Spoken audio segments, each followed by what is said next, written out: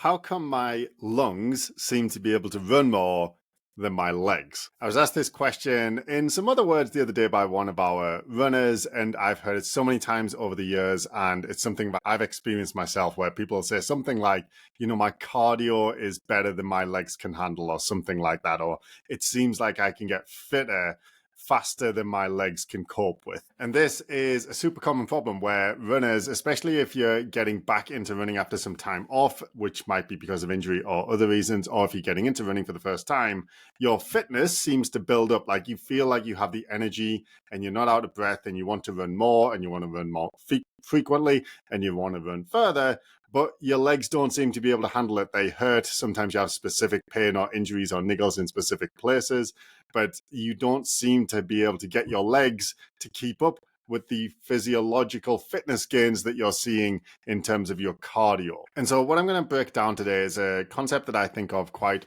frequently when we're working with injured runners, when we're working with all of our runners, to be honest, and that is to divide up your fitness, quote unquote fitness, into two parts. One is more like your physiological fitness, and one is more your mechanical fitness. So when we are training, we can, roughly speaking, divide the effects of that training into these two parts. So the training effect is when you do something with your body, when you apply some sort of stress to it, it will adapt to that stress and become more able to tolerate that stress in the future. And in terms of like regular fitness, what that looks like is if you're able to run like half an hour at a 6 minute per kilometer pace, and then you do that, half an hour like 4 times a week and do it for 8 weeks straight, and you're not very fit when you start doing it.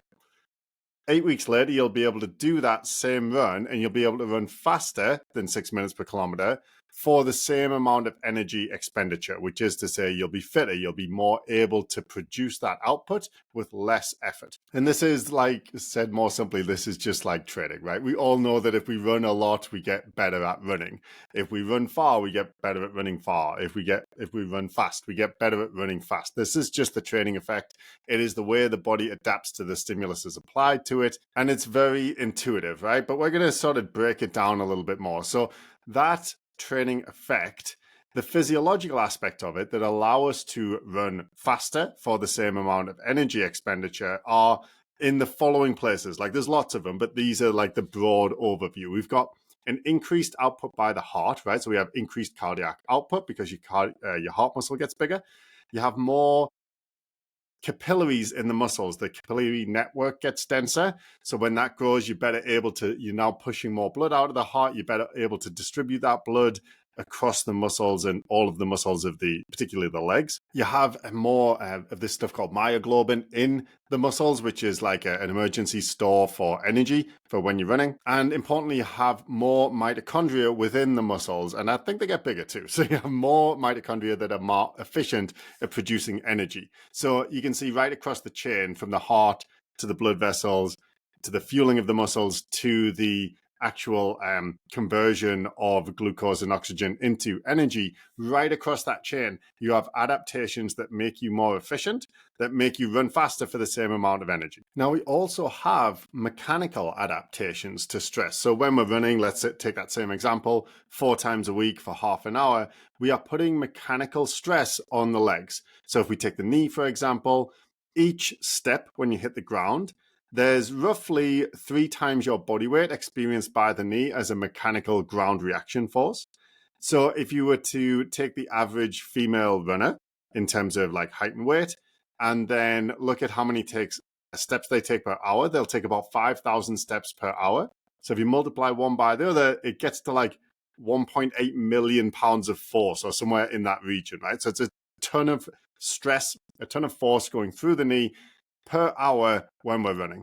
And obviously that goes the same for the feet, the ankles, the shins, the knees, the hips. The amount differs in those different places, but essentially they are all experiencing extremely large amounts of force and stress every step when we're running. And we will have specific adaptations in the tissues to those stresses. So we're going to see the bones get stronger, they get more dense and able to tolerate stress. the joints, particularly the joint cartilage, is going to become thicker and more resilient, and again, better able to tolerate impact stress. Your tendons and other connective tissues, again, are going to become more resilient, more able to tolerate mechanical stress, and obviously your muscles are going to get stronger as well. So we have all of these mechanical adaptations within the tissues of the legs. I call this increasing resilience, right? So you can think of these things as separate, even though they're not technically. Like these mechanical adaptations that I just described, they are not separate from physiological adaptations, right? When your bones become denser, that's a physiological change. But it's helpful as a concept to divide them into two separate sections, because when we consider them differently in our training, it makes more sense. It's easier to avoid injuries. It's easier to train ourselves. So we have our physiological adaptations, which is we sometimes call it the cardio, right? Like my cardio fitness or my running fitness, right? It's like how much running can your heart and lungs handle, kind of thing, like how fit are you? But we also have mechanical fitness, which is how much impact stress can your legs handle before they get injured, before they start to hurt. And what we'll often see, which is illustrated in the question that I described at the start of the episode, is that people's physiological fitness to running, their ability to not run out of breath, to not run out of energy, will improve faster than their impact tolerance, their ability to tolerate lots of pounding on the legs. Right? So said another way, your cardio gets better, then your ability gets better faster than your ability. And this gets lots of us, myself included, into trouble, right? Because we're excited, we're motivated, especially when you first get into running or you get back into running, you're getting fitter, you're feeling good, you want to run more, you want to run further, you want to run faster, you want to run more often, and you can. You can handle it, your lungs can handle it, your heart can handle it, you're not too tired, you're not bonking, you're not running out of energy, you're good to go, but your knee hurts, or your shin hurts, or your Achilles tendon hurts, or your plantar fascia hurts. And that's because the mechanical fitness has not kept up with the physiological fitness. So the mechanical resilience of the knee, the shin, the Achilles, whatever it is that's hurting, it is not sufficient to tolerate the amount of pounding that you're doing each week, and it's starting to hurt or maybe even get damaged, get injured in some way. And this is a frustrating place to be. And there is no way around it other than to train within the adaptive zone mechanically and physiologically, which means that you're not doing so much that you're training into the red and you're getting pain and it's snowballing from one run to the next, but you're not training so little that you're not seeing any progress, that you're not able to run more one week than you were the week before. It's just, again, finding that adaptive zone, but you can think of it both in terms of your physiological fitness or your cardio and your mechanical fitness or your ability to tolerate pounding. And this is where cross training comes into play. So a lot of the times when our runners are injured, we'll get them to cross train, which means to do something else that will progress their physiological fitness, but they will not apply significant mechanical stimulus. So for example, if we have a runner who has knee pain with running, 2 minutes, then we can't really get them to run like 4 or 5 times a week for half an hour. That's just going to put them in the red. They're just going to hurt. But we can get them to bike 4 or 5 times a week for half an hour. We can get them to cycle 4 or 5 times a week for half an hour, or swim. As long as we're monitoring the pain and making sure that those activities are better tolerated, then we can continue to improve their physiological fitness while we give them a more titrated dose of mechanical fitness stimulus, which is the running itself. And the other thing about mechanical fitness is that it goes away. So even when you build it up, and it will take longer, like if it takes you a month to build up your cardio fitness, it might take you 2 or 3 months to get your mechanical fitness to the same level. In terms of losing it, if you have 6 months off running, if you have 3 months off running, if you have a year or more off running, you will lose a ton of mechanical fitness, a ton of mechanical resilience, which will make you much more vulnerable to repetitive stress injuries or running injuries in the future. And this is why I get so frustrated with a lot of, typical healthcare clinician recommendations to rest from running, because when you remove that mechanical stimulus, especially for an extended period of time, yes, of course your knee will stop hurting, right? If your knee hurts when you're running because you're putting impact stress on it and you stop doing that, it's not going to hurt anymore. You haven't fixed the problem, you just avoided it. The trouble is that if you rest it for 1, 2, 3, 4, 5, 6 weeks, however long it is, that whole time you have no mechanical stimulus on that knee. That knee has no stimulus to adapt and become more resilient. You've removed it. So now when you go back to running and you try because you've rested and you've quote unquote let it heal, all you've done is let it calm down and then lose all its mechanical resilience.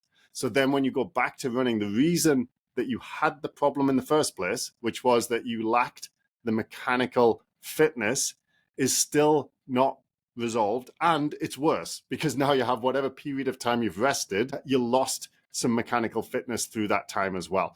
So this is why rest is such a bugbear of mine. It's why I go on about it so much. Like, it's not that I'm completely against resting under all situations, but it should be, relative rest for a defined period of time, usually measured in days or weeks, definitely not months, in order to allow inflammation and irritation, sensitization to settle down. But that's it. And then we want to reapply the mechanical stimulus to get that adaptation so that we can get more resilience, so that we can increase our mechanical fitness, so that we can start to catch our legs up to our lungs and our heart. So it's a relatively simple concept, but it's worth thinking about your training in this way, thinking about your running in terms of the physiological fitness I have, which is like how fast I can run for how long and how tired I feel, how out of breath I feel, how tired, lacking energy I am. So there's different ways of like being tired. So if you're running a 5K, it'll be more like the heaving in the chest, like you just can't breathe quick enough to run, to sustain the pace. Whereas when you're trying to do like a 3.5 or 3:45-minute long run, you might just kind of run out of energy. You just seem to lack the ability to continue to hold pace, right? It's like more of an energy deficit, right? But these are both physiological limitations, right? When your knee hurts or your Achilles tendon hurts, that's a mechanical limitation. And what that tells you is that your mechanical resilience is not up to the same level as your physiological fitness, and you need to catch it up. But it's the same process of training within the adaptive zone, both physiologically and mechanically. So hopefully that is helpful. If it sounds a little too complicated that you don't want to do it on your own, obviously we're always here to help. Just click the link in the description and we'll book a call and have a chat about it. Otherwise, get out there, have a good run.